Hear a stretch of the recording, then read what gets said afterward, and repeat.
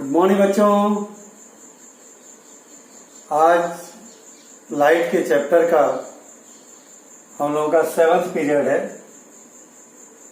बच्चों आधा चैप्टर लगभग कंप्लीट हो गया हम लोगों का।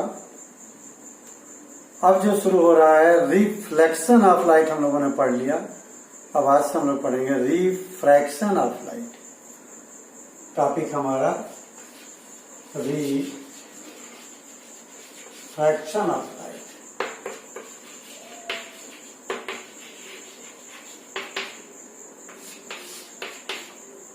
देखिए रिफ्रैक्शन ऑफ लाइट क्या है, इसको समझने के लिए नेचर के कुछ फिनोमिना देखें, उससे पता चलेगा कि रिफ्रैक्शन है क्या। देखिए अगर आप किसी बीकर में पानी लेकर के अगर पेंसिल डालते हैं और पेंसिल अगर आप ऊपर से देखते हैं यहां से, तो पेंसिल बेंड होती हुई नजर आती है। यहां से देखें पेंसिल लग रहा है यहां से टूट गई है, यहां पे जो है बेंड हो रही हो, जहां पे पानी का सरफेस है, पानी का सरफेस है वहां से लग रहा है बेंड हो गई है, टूटी हुई है। देखिए यहां से लग रहा है टूट गई है, अलग अलग दिख रही है। This is the due to refraction. कभी मग्गे में या बाल्टी में कोई कॉइन पड़ा हो ऐसे नीचे, तो हम जब ढूंढने के लिए हाथ डालते हैं तो जहां कॉइन होता है वहां हाथ डालते हैं तो वहां कॉइन मिलता नहीं है। इसके पीछे भी रिफ्रैक्शन है। और थोड़ा सा कॉइन देखिए, इसमें ऊपर उठा हुआ नजर आ रहा है, इसमें ऊपर उठा हुआ नजर आ रहा है। It is also due to the refraction. Twinkling of star, twinkling of star is also due to the atmospheric refraction. बच्चों ये इनका डायग्राम अभी समझाएंगे तभी समझ में नहीं आएगा आपको, आने वाले लेसन में इसको मैं आपको क्लियर कर दूंगा, क्योंकि अभी बात समझो कि रिफ्रैक्शन होता कैसे है। एक्चुअल में रिफ्रैक्शन का मीनिंग है bending of light when it enters from one medium to another medium is called refraction of light. Actual में रिफ्रैक्ट का मतलब होता है भटकना, अपने रास्ते से भटक जाना। बोलते हैं नहीं अरे भाई उनका लड़का रिफ्रैक्ट हो गया। रिफ्रैक्ट का मतलब अपने रास्ते से भटक गया है। सेम लाइट भी अपने रास्ते से जब भटक जाए, जो उसका ओरिजिनल पाथ था उससे अलग बेंड हो जाए, तो it is known as refraction. तो अगर अपन इसकी डिफाइन देखें बच्चों, लेकिन रिफ्रैक्शन तभी होगा जब लाइट एक मीडियम से दूसरे मीडियम में आती है। ऐसा क्यों? क्योंकि लाइट की जो स्पीड है मीडियम बदलने से स्पीड भी बदल जाती है। ये बात रिफ्रैक्शन की मैं एक बहुत सिंपल प्रैक्टिकल एग्जांपल देके बताऊंगा तो आपको बिल्कुल क्लियर हो जाएगा। तभी तो यहाँ डिफाइन लिख लो केवल, रिफ्रैक्शन ऑफ लाइट से मतलब क्या है, बेंडिंग ऑफ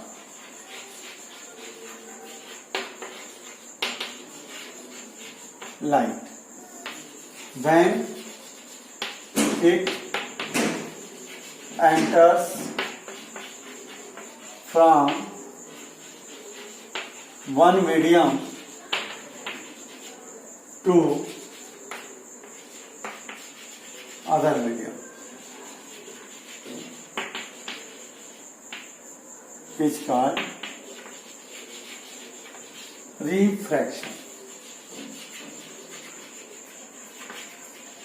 रिफ्रैक्शन के रीजन में आप लिख सकते हैं, रीजन क्या क्या क्यों हो रहा है, due to change in medium. और मीडियम चेंज होने का मतलब due to change in density. एक मीडियम की डेंसिटी अलग है, दूसरे की अलग है। डेंसिटी बदलने से लाइट की स्पीड बदल जाती है। तो रीजन में लिख लो, it is due to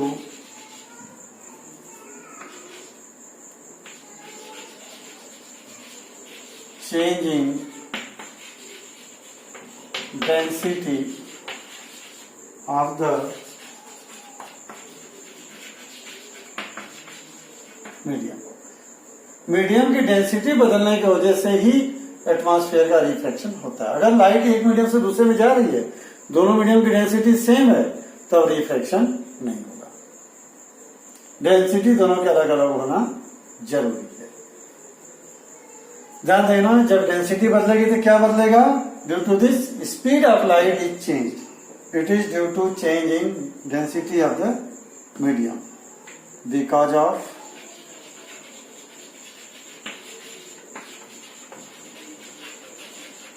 change in speed of. बच्चों ध्यान दो, डेंसर मीडियम के लाइट की स्पीड कम हो जाती है और रेयर मीडियम में लाइट की स्पीड ज्यादा होती है। डेंसिटी ज्यादा क्लोज होगी तो मालिक्यूल जो है उसको रोकने जाने में, पास होने में इंटरफियर करेंगे। डेंसिटी कम होगी मालिक्यूल उसको इंटरफियर नहीं करेंगे। लाइट वैक्यूम में भी चलती है, ध्यान रखना। लाइट बिना मीडियम की, लाइट को मीडियम की जरूरत नहीं है। मीडियम होना उसके लिए रुकावट है, लेकिन चलेगी मीडियम में भी।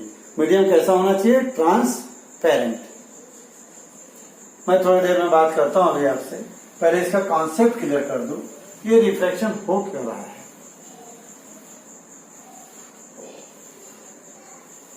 बच्चों हम अपने जीवन में खुद भी वैसा ही व्यवहार करते हैं जैसा लाइट करती है। देखो एक एग्जांपल समझो, सपोज करो ये नदी है, ये रिवर है, पानी भरा हुआ है और एक रास्ता इधर से आ रहा है, ये ऐसा ये रास्ता जा रहा है, लेकिन नदी में ज्यादा पानी नहीं है, घुटने तक पानी है, घुटने तक भरा हुआ है। लोग आते हैं इसी रास्ते से और पार करके चले जाते हैं।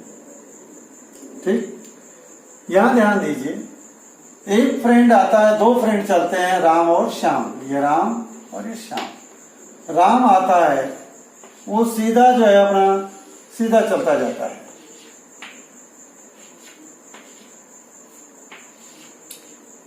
राम का रास्ता है वाया सीधा पानी में होता हुआ निकल गया। लेकिन जब श्याम आता है, ये मान लीजिए श्याम आया, ये जो है जैसे ही यहाँ एयर है, हवा में चल रहा था, और यहाँ वाटर है, पानी में चलना, जैसे ही वो पानी में आता है तो क्या करता है, अपना रास्ता थोड़ा सा बदल लेता है, अपना रास्ता ये बदल लिया। देखिए क्यों बदला, क्यों नहीं वो सीधे रास्ते से गया अपने वो, उसका ओरिजिनल पाथ तो ये था। देखिए ओरिजिनल रास्ता श्याम का ये है, लेकिन नहीं गया, थोड़ा सा इधर हो लिया। कारण Shyam is clever than the Ram, Shyam जो है राम की तुलना में ज्यादा चालाक है, क्योंकि उसको पानी में चलेंगे जब अपन, हमारी स्पीड कम हो जाती है। जितनी स्पीड से हम हवा में चल कर आए थे दोनों, उससे यहाँ स्पीड स्लो हो गई। अब देखो राम को जो है इतनी दूरी ट्रेवल करनी पड़ी, और श्याम चलता तो उसको भी इतनी दूरी ट्रेवल करनी पड़ती, लेकिन उसने रास्ता बेंड कर दिया तो दूरी कम हो गई, डिस्टेंस कम हो गया। बाहर निकला तो अपने पुराने पाथ की तरफ जाने की कोशिश किया, फिर वापस उस तरफ भागा हुआ, लेकिन उतना नहीं पहुंच पाया वहां पे, ये रास्ते से गया। बच्चों जिस तरह से श्याम चालाक है कि जब रेयर मीडियम से, रेयर मतलब जिसकी डेंसिटी कम, medium which has low density, denser मतलब medium which has more density. तो वाटर की डेंसिटी ज्यादा है, एयर की कम है, तो कम डेंसिटी से ज्यादा वाले डेंसिटी में जैसे ही श्याम आया तो अपना रास्ता बेंड कर लिया। किधर बेंड किया जरा देखो, अगर मैं इस रास्ते जहां एंटर कर रहा है वहां पे एक नॉर्मल बना रहा हूं, परपेंडिकुलर लाइन, ये देखो नॉर्मल के तरफ गया है, नॉर्मल से दूर गया, देखो जरा ठीक से, ये श्याम का रास्ता है, ये श्याम क्या हुआ, नॉर्मल के तरफ गया। अब जैसे वापस वाटर से एयर में जाता है तो ये जो है देखिए अपने इस जो ये श्याम का रास्ता है, ये तो अब रास्ता ये वाला है, ये दिखा रहा हूं जो बना हुआ जमीन का रास्ता है ऐसा, ये दोनों ये राम और श्याम।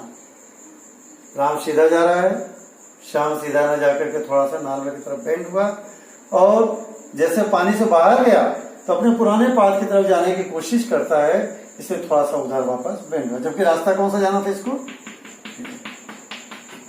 उधर चला गया। देखिए जिस तरह से श्याम व्यवहार कर रहा है, श्याम क्लेवर है, चालाक है कि रेयर से डेंसर में जाने पे छोटा रास्ता चुन रहा है, सेम लाइट भी रेयर से डेंसर में जाने पर छोटा रास्ता सेलेक्ट करती है, जिससे उसका समय सेव हो। श्याम का भी समय यहां सेव हो रहा है। ये बात क्लियर हो गई। जब भी हम भी पानी में चलते हैं, पानी में जाना तो छोटा रास्ता छोड़ सकते हैं, क्योंकि उसमें चलने में ताकत भी ज्यादा लगेगी और समय भी ज्यादा लगेगा। तो वही व्यवहार लाइट कर रही है। तो ये बात आपको समझ में आ गई। श्याम ने क्या किया देखे जरा। When Shyam enter from rare medium to denser medium, he bends towards the normal. Again, when he enters from denser medium to rarer medium, he move away from the normal. ये नॉर्मल इस पॉइंट पे, ये normal से दूर गया, जबकि normal के पास से जा रहा था। देखो सेम चीज बच्चों लाइट भी करती है। When light enters from rarer medium to denser medium, it bends towards normal. और when light enters from denser medium to rarer medium, it bends away from the normal. जरा दोनों बातें लिख लेते हैं, फिर एक अपन ग्लास के अंदर देखते हैं सारा मैटर। डिफाइन के बाद में देखो ये रिफ्रैक्ट हो रही है लाइट। जिस तरह से साउंड रिफ्रैक्ट होगा वैसे ही लाइट भी रिफ्रैक्ट होती है। अगर हम कांच का एक टुकड़ा ले लें, ग्लास स्लैब कहते हैं जिसको, जिस तरह से हमारी बुक है, इतनी मोटी जो है ये ग्लास कांच का टुकड़ा लेने से, ठीक, उसको रख करके इधर से आने वाली लाइट को इधर से देखें, तब क्या होगा। देखो लाइट जब कांच में घुसती है तब क्या होता है वो देखते हैं हम लोग। मान लीजिए हमारे ग्लास स्लैब है,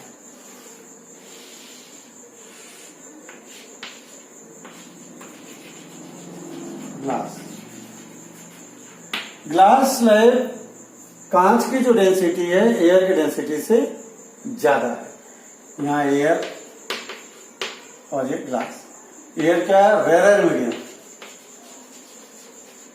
रेयर मीडियम, और ग्लास क्या है, डेंसर मीडियम।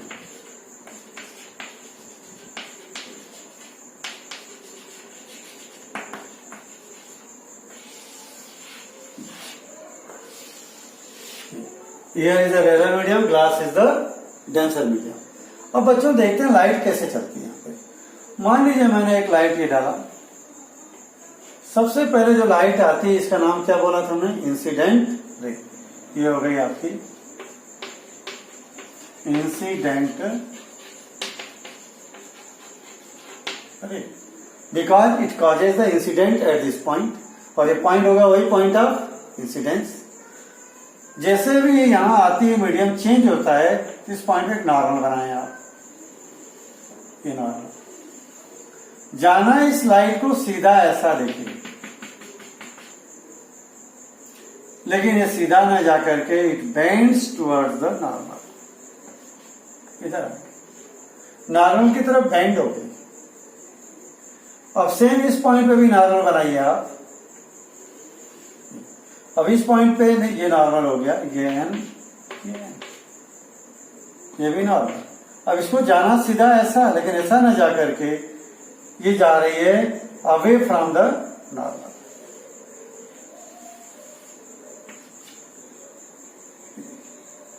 इस लाइन की जरूरत नहीं है। अब यहां पर आप क्लियर कर लो दिमाग में, लाइट जो है जब रेयर से डेंसर में आ रही है, it bends towards the normal. Normal की तरफ देखिए, रास्ता उसका ये है, ये रास्ता, लेकिन क्या हो गई, ये बेंड हो गई किस तरफ, नॉर्मल की तरफ। अभी जो है इसका रास्ता ये है, लेकिन यहां पे क्या हो गई, it bends away from the normal, normal से दूर चली गई। ये बात ध्यान रखना है। ऐसा क्यों कर रही है, क्योंकि डेंसिटी बदल रही है, इसकी डेंसिटी ज्यादा है, इसकी कम है। तो जब कम डेंसिटी से ज्यादा डेंसिटी में आ रही है तो स्पीड कम हो रही है, इसलिए वो towards normal to reduce its path. And again when it enters from denser medium to rare medium, it moves away from the normal से दूर जा रही है। क्लियर? अब कुछ बातें देखें, जरा एक चीज और सोच के देखो। दूसरा डायग्राम, क्या अगर कोई लाइट रेज परपेंडिकुलर आती है मीडियम में, इसी पे ये नॉर्मल बनाया मैंने, तब किधर बेंड होती है? ये नॉर्मल किधर बेंड होती है? भाई बेंड होगी तो मूर्ख कहलाएगी। वो तो लाइट फुलिश नहीं है, मूर्ख नहीं है, चालाक है। इसलिए it will not bend, it will not refract, अपने रास्ते से भटकेगी नहीं, होशियार है। इसलिए क्या करेगी? सीधी पास हो जाएगी, क्योंकि अगर बेंड हुई तो रास्ता लंबा हो गया, बेंड हुई तो रास्ता लंबा हो गया। यानी no refraction. If a light rays enters perpendicularly from one medium to another medium, then there will be no refraction. ये 3-4 बातें आप अपने दिमाग में बिठा लीजिए कि अगर ओब्लिकली फॉल हो रही है तभी रिफ्रैक्शन होगा, परपेंडिकुलरली फॉल हो रही है तो रिफ्रैक्शन नहीं होगा। अब हमारे पास में कई सारी डेफिनेशन हो गई, इनको हम लिख लें, क्योंकि ये रेयर मीडियम डेंसर मीडियम इसी साल आया था पेपर में। रेयर मीडियम और denser medium, what do you understand by rare and denser medium,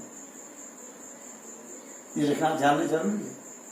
एक तो ये 2 बातें लिखिए, और एक ये लिखिए कि ये कब बेंड हो रही है नॉर्मल की तरफ, कब बेंड हो रही है अवे फ्रॉम नॉर्मल। ये डायग्राम बना लेंगे। पहले 2 बातें लिख लूं, फिर मैं आगे इसी डायग्राम को बना के फिर से अपन कुछ बातें करेंगे।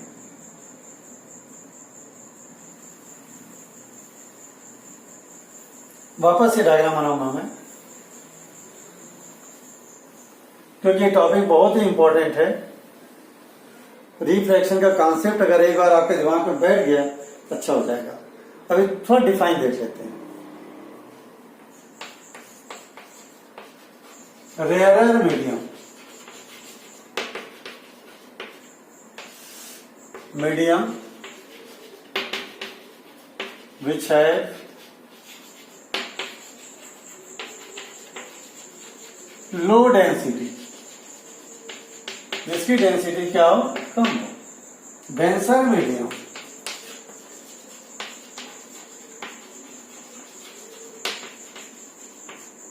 Medium which have more density, जिसकी डेंसिटी ज्यादा। 2 बातें। तीसरी बात, when light enters from rarer medium to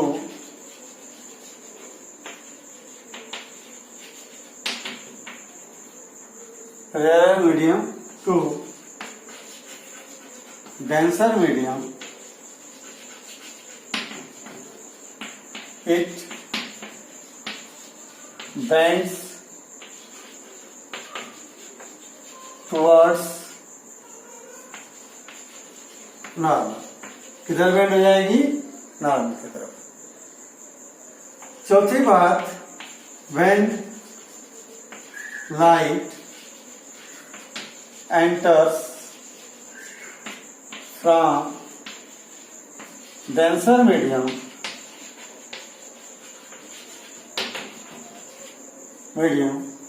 to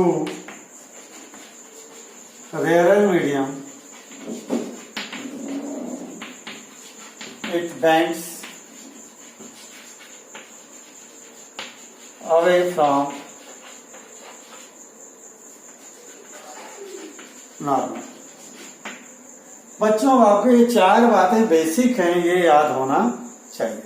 5वीं बात और बताया था, when light rays enters from one medium to another medium perpendicularly normally then no refraction take place।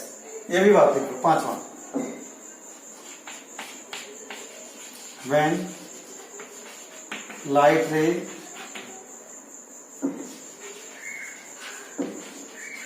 enters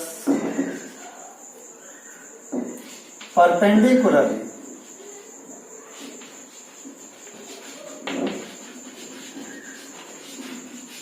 perpendicularly, तो ऊपर आ जाते हैं अपन।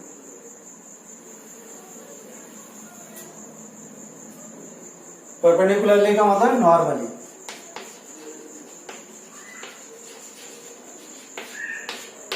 देन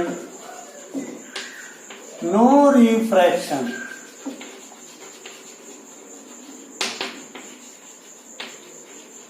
टेक प्लेस, तब कोई रिफ्रैक्शन नहीं होगा। और एक कंडीशन और है कब रिफ्रैक्शन नहीं होगा, when the density of both medium is same. छठी बात है को लिख लें आप।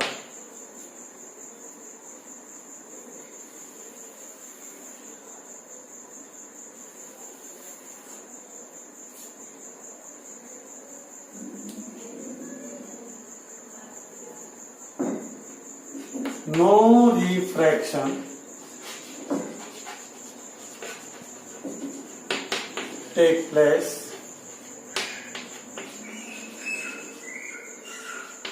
when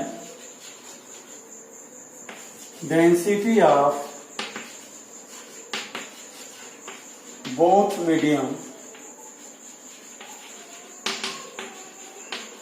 is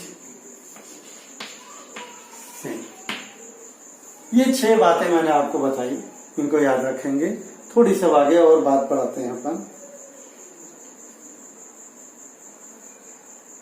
बच्चों इसको नोट कर लेना आप लोग, याद करना, लिखना।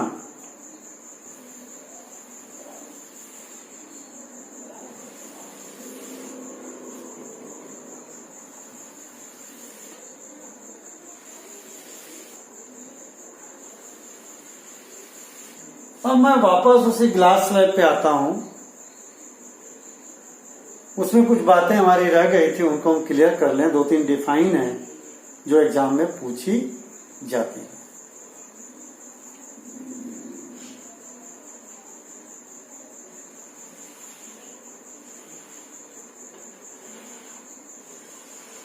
ग्लास स्लैब की इस एक्टिविटी को समझने के लिए आप क्या करें, प्रैक्टिकल जब करना चाहते हैं तो 2 पिन पहले लगा लीजिए। यहां से इन दोनों पिन के सीध में ही लाइट रे आएगी।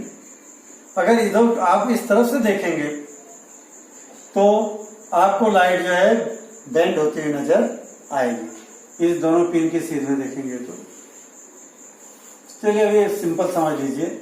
मान लीजिए लाइट रेज आई, ये normal, it will bends toward the normal. ये कराएगा एंगल ऑफ इंसिडेंस, ये एंगल ऑफ रिफ्रैक्शन आर। ये क्या कराएगा, रिफ्रैक्शन। और ये क्या कराएगा, एंगल ऑफ इंसिडेंस। और ये incident ray.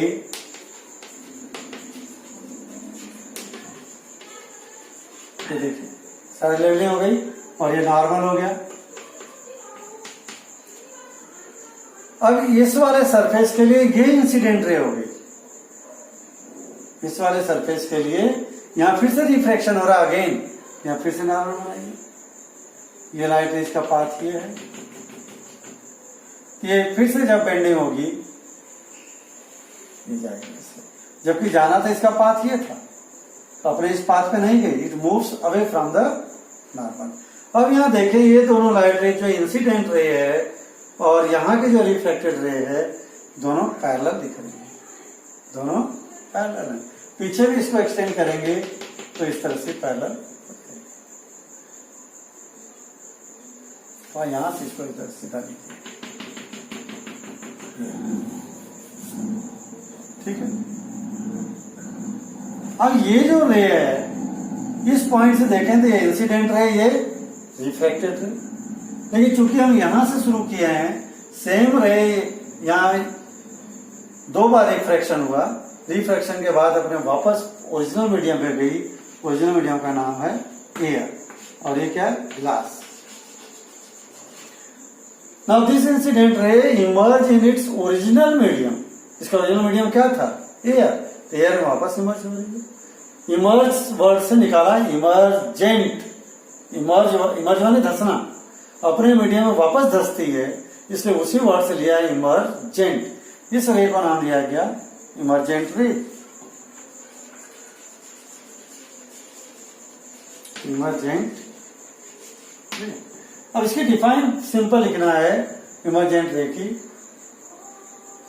An incident ray which emerge in its original medium after refraction is called emergent रे। लिख देता हूं यहां पे, an incident ray which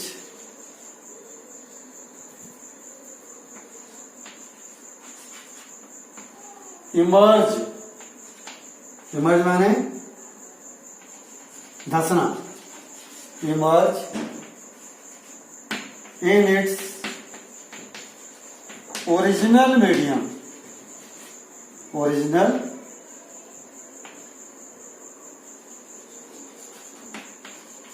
medium is called emergent ray. ये इमर्जेंट की डिफाइंस,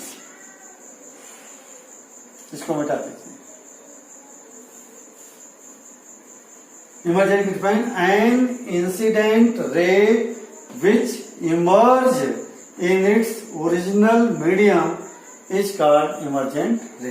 ये इमर्जेंट रे है जो अपने ओरिजिनल मीडियम एयर से ग्लास में आए, रिफ्रैक्शन के बाद अपने ओरिजिनल मीडियम में इमर्ज कर रही है। An incident ray which emerge in its original medium after refraction, लिखना जरूरी है बच्चों, आफ्टर रिफ्रैक्शन। मैं इधर कर देता हूं, refraction.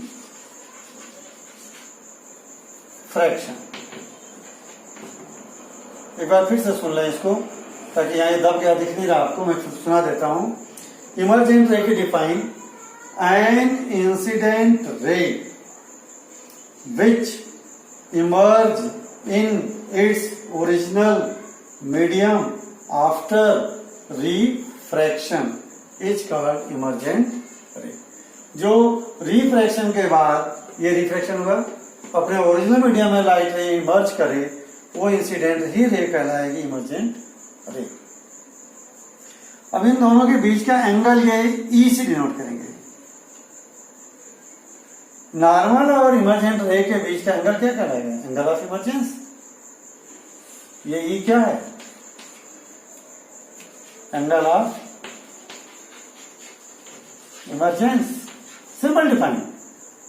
Angle between incident ray, angle between normal and emergent ray is called angle of emergence. यानी angle between normal and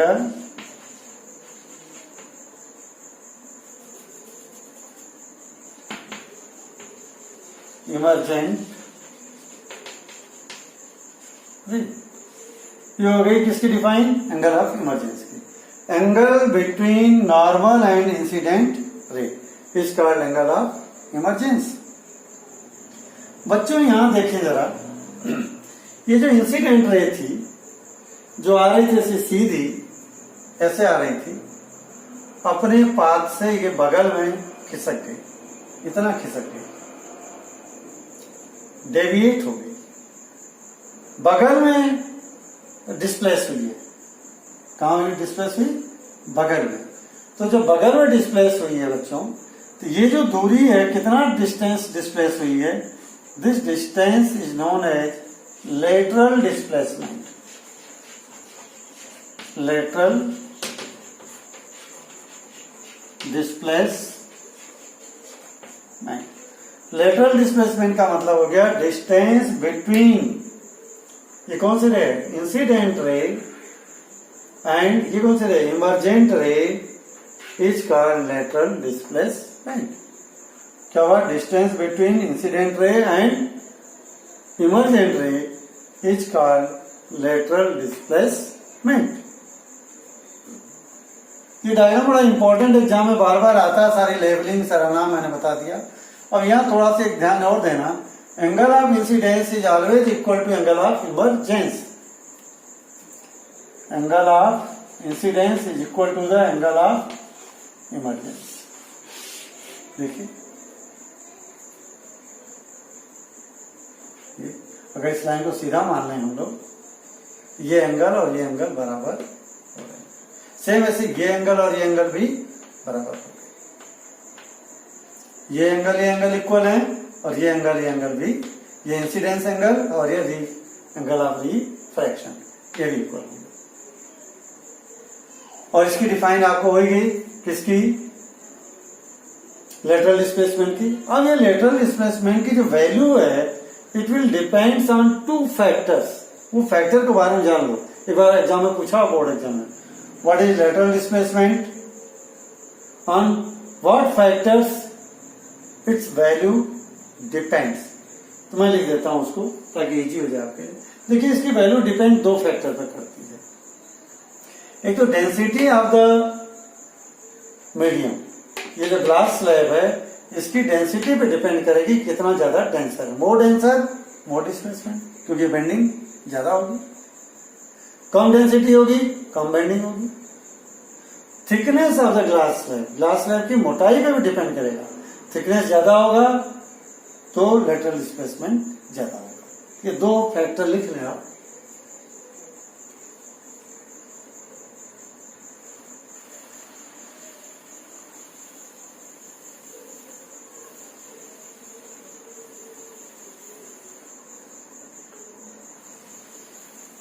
question क्या है, लेटरल डिस्प्लेसमेंट और फैक्टर्स। लेटरल डिस्प्लेसमेंट आपको क्लियर हो गया होगा क्या है, distance between incident ray and normal. Distance between incident ray and normal is called lateral displacement.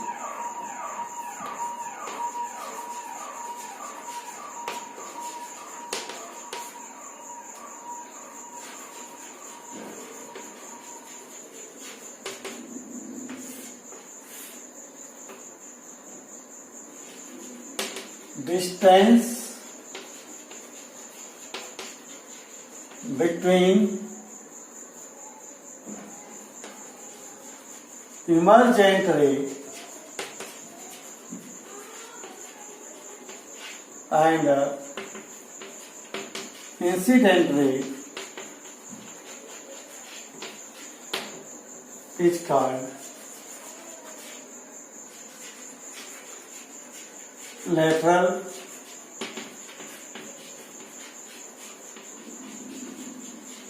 Displacement. किन बातों पर फैक्टर डिपेंड कर रहा है, factors affecting lateral displacement. Number 1 density of medium और दूसरा थिकनेस ऑफ मीडियम। क्योंकि हम मीडियम में ग्लास स्लैब ले रहे हैं तो यहाँ ग्लास की डेंसिटी और यहाँ थिकनेस ग्लास स्लैब की डेंसिटी, ये 2 फैक्टर्स हैं जिन पे ये डिपेंड करता है। तो बच्चों आज हम लोगों ने रिफ्रैक्शन में कितनी बातें पढ़ ली, एक बार रिकॉल कर लें। रिफ्रैक्शन क्या है, bending of light when it enters from one medium to another medium. Clear है। और कब रिफ्रैक्शन नहीं होगा, जब लाइट एज परपेंडिकुलर एंटर होगी तब रिफ्रैक्शन नहीं होगा। और दूसरा कंडीशन, जब दोनों मीडियम की डेंसिटी सेम होगी तब भी रिफ्रैक्शन नहीं होगा। दूसरी चीज हम लोगों ने एक चीज और देखी थी कि रेयर मीडियम क्या है, जिसकी डेंसिटी कम हो। डेंसर मीडियम क्या है, जिसकी डेंसिटी ज्यादा हो। और लाइट कब नॉर्मल की तरफ बेंड होगी, when it enters from rare medium to denser medium. और नॉर्मल से दूर कब जाएगी, when it enters from denser medium to rare medium. और लेटरल इमर्जेंट रे क्या है, incident ray which emerge in its original medium after refraction is called emergent ray. और lateral displacement क्या है, distance between incident ray and emergent ray is called lateral displacement. किन दो factor पर depend कर रही है इसकी value? Density of the medium और थिकनेस ऑफ द मीडियम। बच्चों, आज का टॉपिक हम लोगों ने यहाँ तक कंप्लीट किया। कल आगे एक टॉपिक और लेंगे इसका। ओके बच्चों, हैव ए गुड डे।